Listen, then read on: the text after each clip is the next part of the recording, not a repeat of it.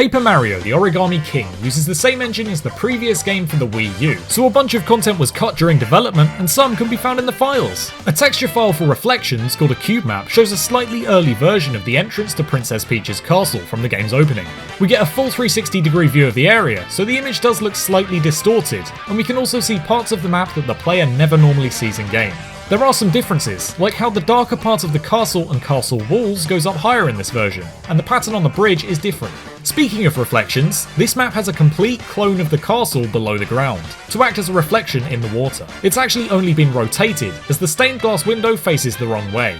In-game, this reflected model is hardly visible at all, but you can see it in the pre-rendered opening cutscene. There was an oversight while creating this cutscene, as you can still manage to get a glimpse of this wrongly mirrored stained glass through the water. It's blurred and only visible for a few frames though, so it's barely noticeable. According to the video file's metadata, this cutscene was finalised at 4 PM on the 26th of October 2019, the same day as some of the other cutscenes. The short animation of Olivia folding that plays when booting up the game was actually finished on the 11th of December 2019. Looking inside the castle, the reflection texture for the main hall shows fully modelled walls, which are never seen in game, though there is no doorway here. In fact, a large amount of cube maps in the files show walls that aren't in the final room models, including the castle entranceway. The clouds on these walls are the same as the final version, but in the main hall, the clouds are very different to what we see in the final game. The doors that Origami Peach walks through are missing, because moving objects generally aren't shown in these cube maps. Concept art for the main hall doesn't even have any clouds on the walls at all. This would have been more similar to the original Paper Mario for the N64. Some concept art shows the flags above Peach's castle were originally going to be red rather than blue. This is how they were in Super Mario 64 and Super Mario Odyssey, but they're likely blue to stay similar to how they looked in the original Paper Mario N64 game. Also in this concept art, the pillars on the bridge are circular and hollow, rather than square-shaped and flat on top. The game's concept art section shows many different early versions of Origami Peach. Some are a lot more simple, like this one with arms that aren't folded, and a larger, more square-shaped body. It also has much straighter hair at the back, unlike this one, which is slightly more similar to the final version, as it has folded arms. This version uses the final design for the hair, but also has a red gem on the crown, which isn't seen in Peach's final model. There's a more realistic one, which has blue gems on the crown too. The head has a similar shape to the final version, but this one has rounded eyes, which were probably cut as the square ones look more like pieces of paper. It's also got completely pink arms. These two versions are very close to the final design, but with longer arms that have gloves and some skin showing, and different hair. Interestingly, this version has a mouth, which most of the origami characters also don't have, probably to make them easier to animate. The arms of the most detailed version are triangular, and the hair has a lot more folds than the final version.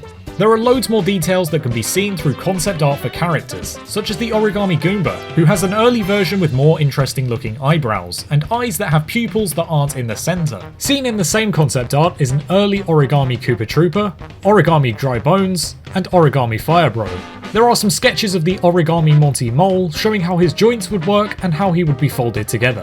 Concept art for Bobby showed that he was originally going to still have his fuse, making him even more unoriginal than he already is. However, Nintendo haven't completely forgotten about the older games, as there is artwork on the wall from those games. But these images actually seem to be recreations, as Peach's thumb is missing from the Thousand Year Door image, and this part of Peach's hair doesn't match any of the sprites from the original N64 game.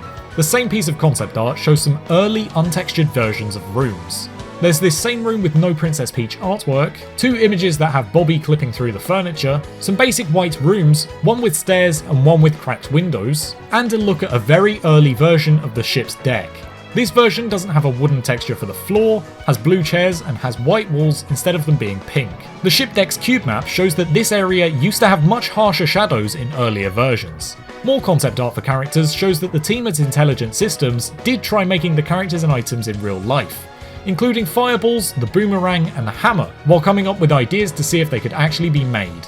They even made the battle system in real life, likely as a prototype before actually adding it to the game. There's a tiny Mario which seems to be using older artwork without the white outline.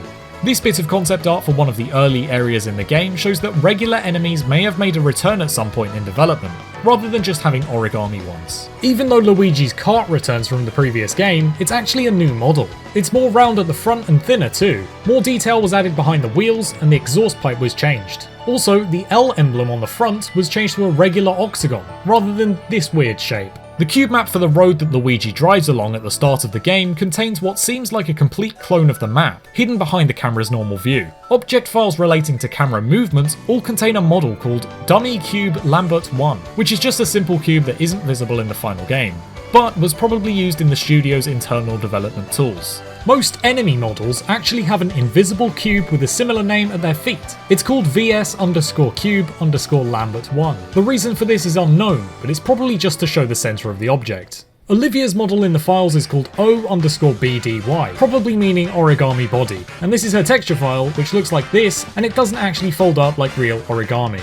King Ollie's texture looks like this and also doesn't fold up properly. There's some really interesting cut content from later areas of the game, but we can't show that in this video. Subscribe in case we do a second part in the future. Click here to see our Paper Mario playlist and watch some more. Thanks for watching!